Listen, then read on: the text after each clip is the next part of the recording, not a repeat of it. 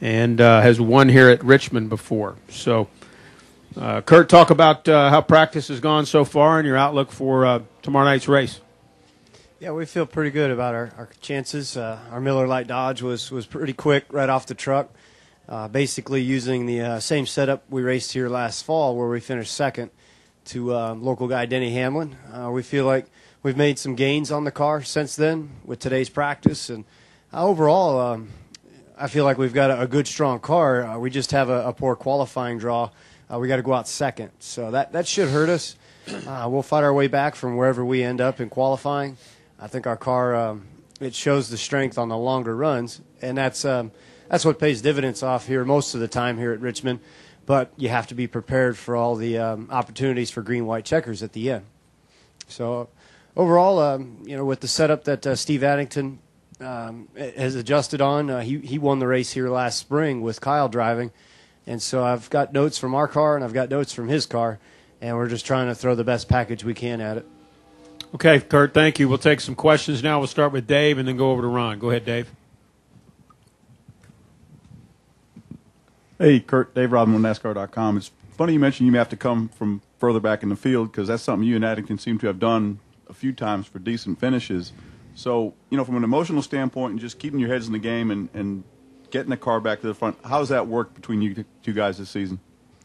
Well, with the opportunity to have 3 attempts at a green-white checker, it almost can be a benefit to be one of the last few cars on the lead lap when the final pit stop comes about, because then you can just do the opposite of what the rest of the group is doing, because there's so many opportunities to advance your spot, whether you pit or whether you don't pit, 2 tires, 4 tires.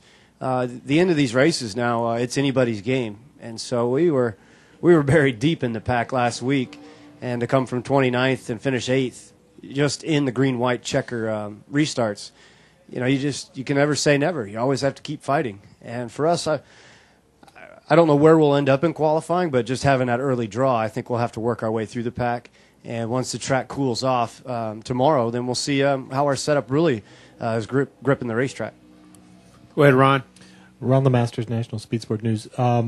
You seem to get around here very well. You've always raced here pretty well. What is the secret to going fast at Richmond? I feel like one of the biggest keys to success here is to make the car turn in the center of the corner in the bottom groove. You'll see a lot of guys move up into the middle lane, maybe even the high groove. I feel like I find my most success right on the bottom of the racetrack, and it takes a car that can turn down there and make it work.